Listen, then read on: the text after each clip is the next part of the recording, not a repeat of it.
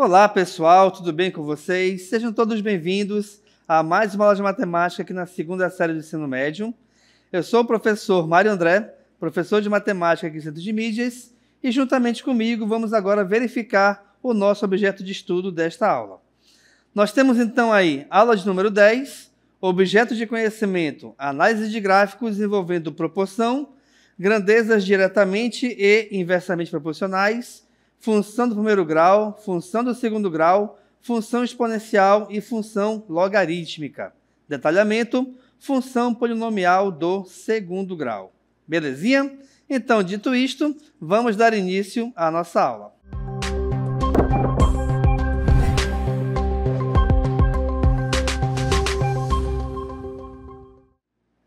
Bem, pessoal, estamos aqui iniciando e você verifica que aqui atrás de mim nós temos um carrossel. E você pode perguntar, professor, por que um carrossel? O que tem a ver uma montanha-russa com uma função de segundo grau? Tem a ver muita coisa, principalmente pelo seguinte, pessoal. Nessa aula, em específico, a gente vai estudar bastante sobre o gráfico de uma função de segundo grau. E o gráfico dessa função é sempre uma parábola, seja ela com a concavidade voltada para cima, ou seja ela com a concavidade voltada para baixo. Ou seja, nós temos aí sempre altos e baixos que nem uma montanha-russa, ok? Vamos aqui para a cartela então, olha só. Primeiramente, então, vamos aqui definir a função quadrática. A função quadrática, que também é chamada de função polinomial de segundo grau, é uma função representada pela seguinte expressão: f de x igual a ax ao quadrado mais bx mais c, onde a, b e c são números reais e o a obrigatoriamente tem que ser um valor numérico diferente de zero. Por exemplo, nós temos aqui embaixo, ó, f de x igual a 2x ao quadrado mais 3x mais 5. Dessa função aqui temos o seguinte, deixa eu só te mostrar, tá? Nós temos aqui então que o a vale 2, nós temos aqui que o b vale 3 e o c é igual a 5. Por que nós temos esses valores específicos para a, b e c? Justamente porque aqui analisando e fazendo analogia aqui em cima, reparem que o valor de a sempre é o valor numérico que vai acompanhar o x ao quadrado. Assim como também o valor de b sempre é o valor numérico que vai acompanhar o x. E o valor de c é justamente o nosso termo independente. Outra coisa importante a repararmos aqui é o seguinte. Repare que a informação que eu estou destacando agora, ela nos diz que o a tem que ser diferente de zero. Mas por quê? Vamos pegar uma função qualquer aqui, olha só. Vamos supor que eu tenha f de x igual, vou repetir aqui que a gente viu, tá? 2x ao quadrado mais 3x mais 5, tá bom? E aí você consegue reparar novamente que o a vale 2, o b vale 3 e o c vale 5. Não se esqueçam que nós estamos tratando aqui de função de segundo grau. Agora, vamos supor o seguinte, que a minha função seja 0x ao quadrado mais 3x menos 2. Tá bom? Isso pode acontecer? Pode acontecer. Mas, acontecendo uma função desse tipo, ela não mais será classificada como função de segundo grau. Por quê? Veja bem, todo e qualquer valor multiplicado por zero, o resultado sempre é zero, ou seja, isso aqui seria igual a zero. Então, a gente poderia descartar esse elemento. E aí nós teríamos somente f de x igual a 3x menos 2. E aí, o que a gente consegue reparar aqui? Estamos reparando que a função ela deixou de ser do segundo grau e passou a ser agora uma função de primeiro grau. Haja visto que o nosso expoente aqui do x, ele vale 1. E aí, outra coisa importante a você reparar é justamente isso. Quem que vai determinar o grau da função? Sempre é o maior expoente da variável x. Por isso que aqui, ó, eu tenho x expoente 2 e o x com expoente 1. Logicamente que entre o 2 e 1, o maior é o 2. E por esse motivo, a nossa função polinomial é do segundo grau. Professor, mas a função ela é bem parecida com a equação de segundo grau. Sim, pessoal.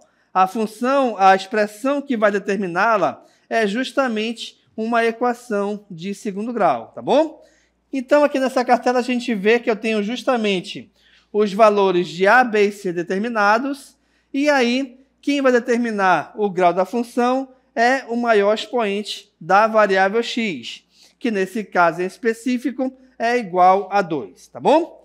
Então, nós já vimos agora aqui como que a gente faz para definir, né? Como a gente define uma função de segundo grau, como que a gente faz para determinar os seus elementos e também como que a gente faz para identificar se a função é de segundo grau ou de algum outro grau qualquer, tá bom? Vamos agora verificar o seu gráfico, que é um elemento muito importante dentro da função. Vem comigo na cartela. Bem, temos aí gráfico da função quadrática, a parábola. Por que que a parábola está destacada aqui? Justamente porque todo gráfico de uma função de segundo grau sempre será uma parábola.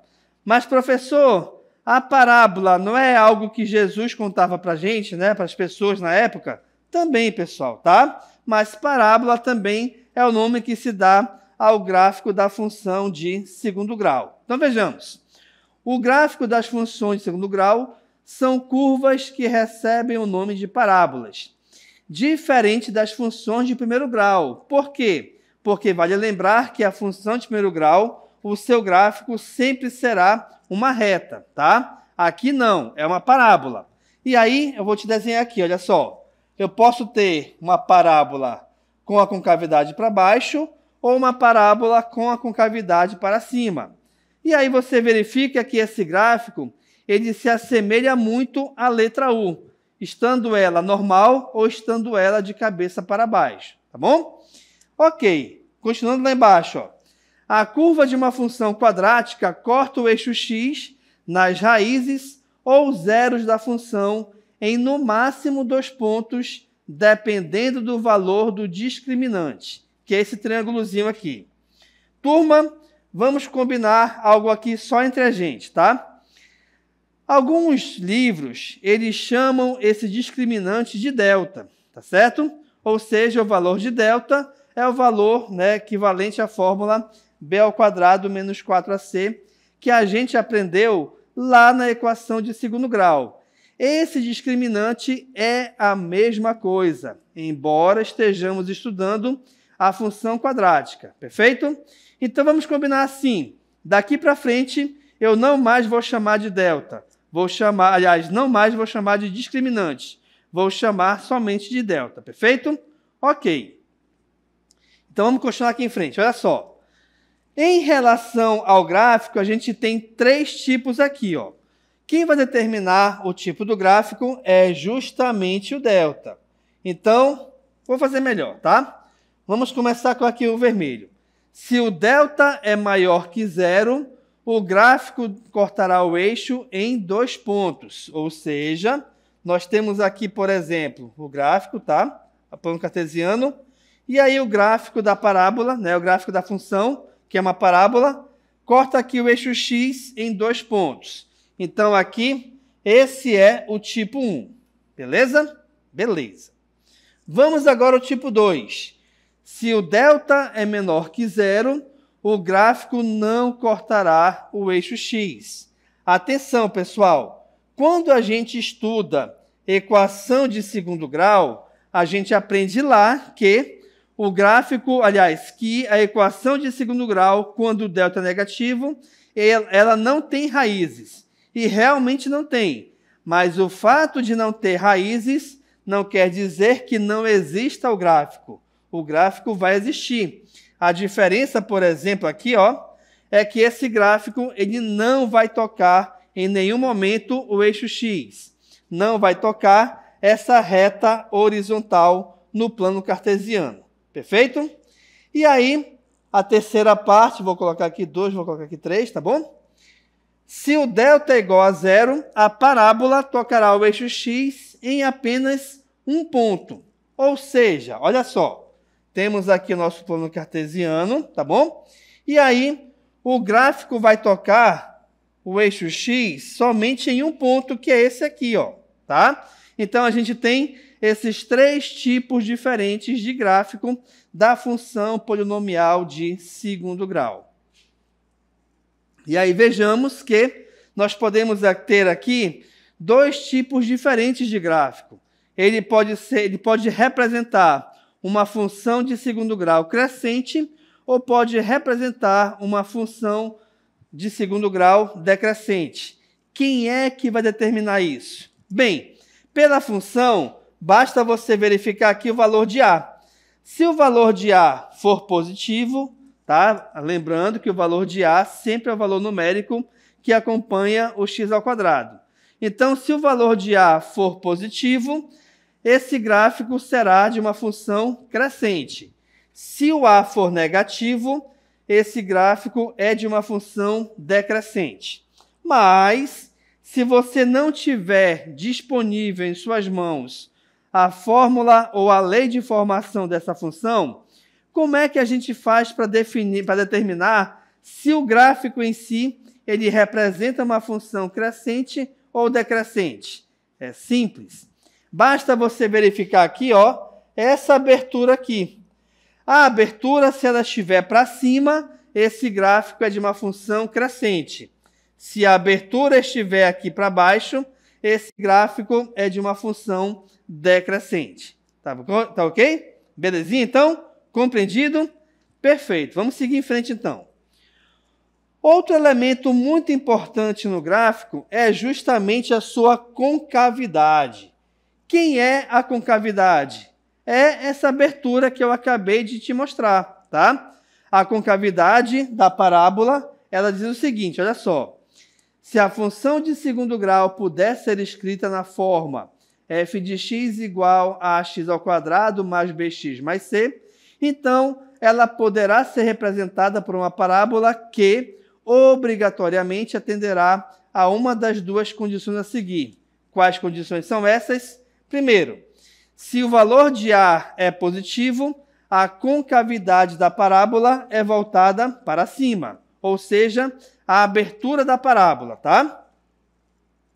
Se o A é menor que 0, a concavidade da parábola é voltada para baixo. Portanto, o coeficiente A da função de segundo grau é quem vai determinar para onde essa concavidade estará voltada. Então, olha só, pessoal. Se o A é maior que 0, por exemplo, aqui, ó, eu tenho f de x igual a 2x ao quadrado mais 3x mais 5. Nós já sabemos que essa função terá um gráfico com a concavidade voltada para cima. Em contrapartida, se o A é menor que 0, por exemplo, f de x igual a menos 2x ao quadrado mais 3x mais 5, tá bom? Verifiquem que agora aqui, ó, o valor de A ele é negativo.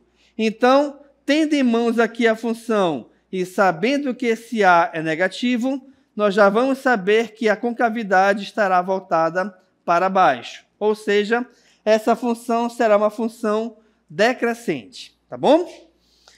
Mas por que é importante a gente determinar se a função é crescente ou decrescente? Só pelo desenho?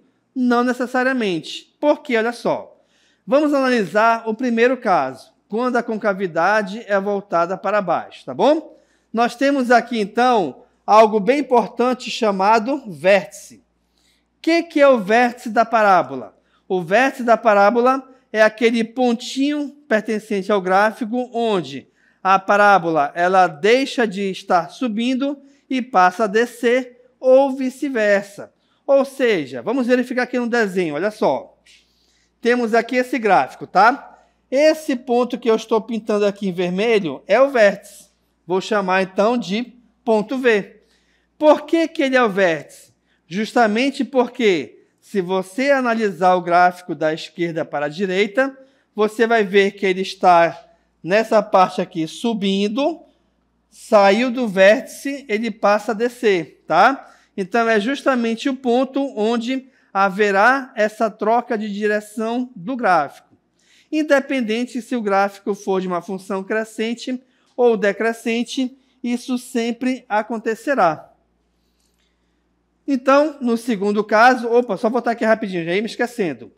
Quando você tiver esse gráfico, por exemplo, que é de uma função crescente, a gente diz que esse vértice, o vértice V, é chamado de ponto de máximo, tá? Então, aqui é chamado ponto de máximo, ou seja, você consegue encontrar o maior valor ou o máximo valor dessa função de segundo grau. Perfeito? Agora sim, vamos lá. A segunda parte é quando a concavidade ela é voltada para cima. Ok? Ou seja, quando isso acontece, nós temos aí que o gráfico representa uma função crescente. E a mesma coisa, existirá aqui um vértice que vai ser determinado pelo valor numérico no eixo Y, no eixo vertical. Então vamos aqui para o gráfico, olha só. Aqui já está representado embaixo, olha só, gente. Nós temos aqui então o vértice V, tá? Bem, se lá em cima esse vértice B ele representa o ponto de máximo, então é porque aqui embaixo, né, quando a nossa parábola está com a concavidade voltada para cima, é porque aqui nós temos, então, um ponto de mínimo, certo? É o mínimo valor que... Opa, ficou feio aqui. É o mínimo valor que essa função vai adquirir, tá bom? Então, é importante que você repare sempre essas duas situações, tá? Então, vejamos aqui rapidamente. Nós temos a função polinomial de segundo grau, que geralmente será representada por uma equação de segundo grau. O gráfico dessa função de segundo grau, obrigatoriamente, sempre será uma parábola, que é justamente essa curva semelhante a uma montanha-russa que eu mostrei no início da aula, lembra? Beleza. E aí, quando a função for crescente, a concavidade, que é a abertura, estará voltada para cima. Quando a função for decrescente, a concavidade, que é a abertura, estará voltada para baixo. Estando a concavidade voltada para cima, nós temos ali, então, o ponto de mínimo. Estando a concavidade voltada para baixo, nós temos lá em cima o vértice, que é o ponto de máximo. Então, são características muito importantes que você não pode mais esquecer em relação à parábola, em relação ao gráfico de uma função de segundo grau. Combinado? Então, dito isto, vamos verificar agora alguns exemplos de aplicação. Olha só. Exemplo 1. A respeito da parábola em destaque na imagem, assinale a alternativa que for correta. Então, você verifica, pessoal, que nós temos aí a nossa parábola, tá certo? Onde a concavidade está voltada para baixo. O que a gente já consegue reparar aí? Já conseguimos reparar que esse gráfico é de uma função decrescente, ou seja, o valor do A ele é negativo. O valor do A ele vai ser menor do que zero, tá bom? Ok, vamos então às nossas alternativas. A concavidade dessa parábola é voltada para baixo, vimos isso. Por isso, o valor do coeficiente C ele é negativo. Na letra B, o texto é o mesmo, só que ele diz que o valor de C ele é positivo. Turma, atenção. Em relação ao gráfico da função, ou seja, em relação à parábola, como é que a gente faz para identificar o valor de C? Simples. Atenção aqui comigo na tela, tá? O valor de C é sempre o ponto onde o gráfico vai tocar o eixo Y. É sempre o ponto onde o gráfico vai tocar o eixo vertical do plano cartesiano, tá legal? Então, nessa questão, o valor do C é igual a 2. Mas, o que é mais importante aqui? O importante é você saber que não é a concavidade quem vai determinar o sinal do valor do C. Não. Independente dessa concavidade estar voltada para cima ou para baixo, nós poderíamos ter, sim, aí um gráfico passando pelo C igual a 2, tá? Então, nós temos nas afirmações, voltando para elas aqui, ó, que a concavidade da parábola é voltada para baixo. Perfeito. Por isso o coeficiente de C é negativo. Não, não é por isso, tá? Então a letra A descarta, a letra B descarta também, tá bom? Porque não é a concavidade que vai determinar o sinal do C, do coeficiente C. Voltando agora, letra C. O coeficiente C nessa parábola é igual a 3. Opa, não. Acabamos de ver aqui marcado, ó, que o valor de C ele vale 2, tá? Então aqui a letra C está errada, ao mesmo tempo em que a letra D está correta, não é isso? O coeficiente C nessa parábola ele vale 2. Tá legal, pessoal? Por que que a letra E não é resposta? Essa parábola possui coeficiente C igual a 0. Turma, atenção. O coeficiente C dessa parábola, se ele fosse igual a 0, isso quer dizer que em nenhum momento essa parábola tocaria o eixo Y, perdão. Em nenhum momento ela tocaria o eixo vertical, o que não acontece aqui, né? Então aqui, ó, por exemplo, eu poderia ter aqui o plano cartesiano, tá? E o gráfico da parábola para cá. Então aqui a gente vê que em nenhum momento esse gráfico ele vai tocar o eixo Y. Aí sim nós teríamos um gráfico com C igual a 0. Mas não é isso que acontece nesse exemplo. Perfeito? Por esse motivo, então, que a nossa resposta aqui é a letra D. O coeficiente C nessa parábola, ele vale 2. Tranquilinho? Beleza. Exemplo 2 agora, olha só. A partir da análise das informações no gráfico a seguir, referente a uma função de segundo grau, assinale a alternativa correta. Então, você consegue analisar juntamente comigo aí, pessoal, primeiro, que o gráfico tem a sua concavidade voltada para cima. Ou seja, essa função ela é crescente. Ou seja, eu sei que o valor do A ele é positivo. Sendo ele positivo, ele vai ser um valor maior que 0. Além disso, olha só, gente, esses valores de B e C, deixa eu marcar aqui para ti. Esses valores de B, que eu estou marcando em verde aqui, e de C, eles representam justamente as raízes dessa função, os zeros dessa função. Por quê? Porque o zero de uma função, seja ela de primeiro grau, segundo ou um grau qualquer, é sempre os valores onde o gráfico vai tocar o eixo X. Perfeito? E aqui, ó, o valor de A igual a 3, quem é esse valor de A? A gente acabou de ver na questão anterior. Esse valor de A, já que ele toca o eixo Y, é o termo independente. É o valor do coeficiente C. Tá legal? Perfeito. Letra A. Os pontos A, B e C são as raízes da função? Não. O A não é, tá? Somente B e C. Então, a letra A não pode ser resposta. O ponto B é o ponto de encontro entre a função e o eixo Y. Vamos voltar? Claro que não, né? Aqui não se esqueçam que nós temos o eixo X, que é horizontal, e o eixo Y, que é o eixo vertical. Então, o ponto B é o ponto de encontro entre o gráfico da função e o eixo X, não o eixo Y. Então, a letra B também estará descartada.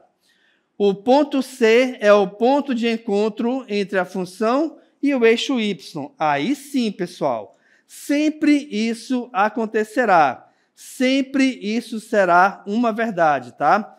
O coeficiente C, ele sempre vai ser o ponto de encontro entre a função e o eixo Y. Vamos deixar aqui um certinho rapidinho, tá? As raízes dessa função são x igual a 1 e x igual a 3. Opa, vamos voltar aqui. O C vale 3, que é uma das raízes, mas o B não vale 1. Tá? O B, reparem que é um valor que está localizado entre o 0 e o 1. Perfeito? Tá bom? Então, aqui não é resposta. Letra E, o coeficiente A dessa função ele é positivo. Também é uma verdade, né? Então, nós temos aqui o coeficiente A sendo positivo justamente porque a abertura dessa parábola, a abertura desse gráfico está voltado para cima. Então, aqui nós temos aí duas questões corretas, tá? Tanto a letra C quanto a letra E. Beleza? Exemplo 3. Temos mais um exemplo, pessoal. Olha só. Calcule o valor de K de modo que a função f de x igual a 4x ao quadrado menos 4x menos k não tenha raízes. Isto é, o gráfico da parábola não possui ponto em comum com o eixo x. Turma, anotem isso aí. Um gráfico qualquer, ele não vai ter raízes sempre que o valor do delta for menor do que zero. Mas quem é o delta, professor? Basta você jogar na fórmula b ao quadrado menos 4 vezes a vezes o valor de c. Aí surge uma outra pergunta. Quem são os valores de a, b e c? Lá do início da aula, pessoal. O valor de a sempre é o valor que acompanha o x ao quadrado. Nesse caso aqui, o 4. O valor de b sempre é o valor que acompanha o x. Nesse caso aqui, menos 4. E o valor de c é o termo independente. Neste caso específico, menos k. Tá? Então, o que a gente vai fazer? Como que a gente faz para determinar o valor de k de modo que esse gráfico não tenha raízes, né? Essa função não tenha raízes. Vamos resolver o delta. Olha só, então. Acabamos de ver que delta é igual a b ao quadrado menos 4 vezes a vezes c. O valor de b, já me esqueci, vamos lá. O valor de b é menos 4. Então, vou colocar aqui menos 4 ao quadrado. Vamos seguir em frente. Menos 4 que multiplica o valor de a, que vale 4, e o valor de c, que vale menos k. Então, vou ter aqui essa operação. Perfeito?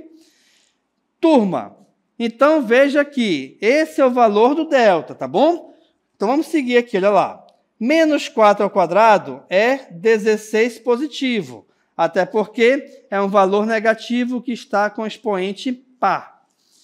Agora, vamos verificar essa operação aqui, essa multiplicação entre esses três fatores.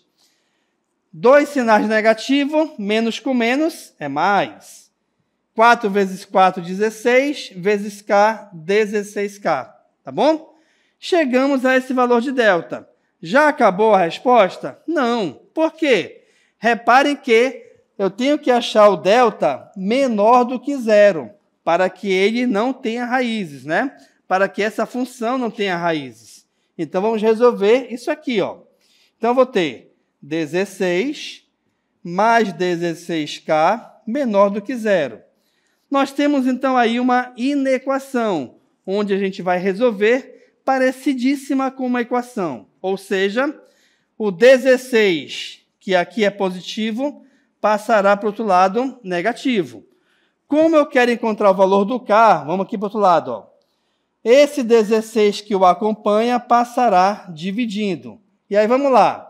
Primeira coisa, divisão de dois valores iguais, sejam eles letras ou números, o resultado sempre é igual a 1. E menos com mais é menos. Então, quer dizer que, quando o valor de k for igual a qualquer valor numérico, né, onde esse valor for um valor menor do que 1, menor que menos 1, aliás, perdão, você vai ter sempre aí um gráfico da função que não vai passar pelo eixo x, tá certo? Ou seja, o delta menor do que zero. E aqui, com essa questão, a gente vai chegando ao final da aula. Espero que vocês tenham gostado e compreendido todo o assunto, tá legal? Muito obrigado pela atenção e a gente se encontra numa próxima oportunidade. Até mais.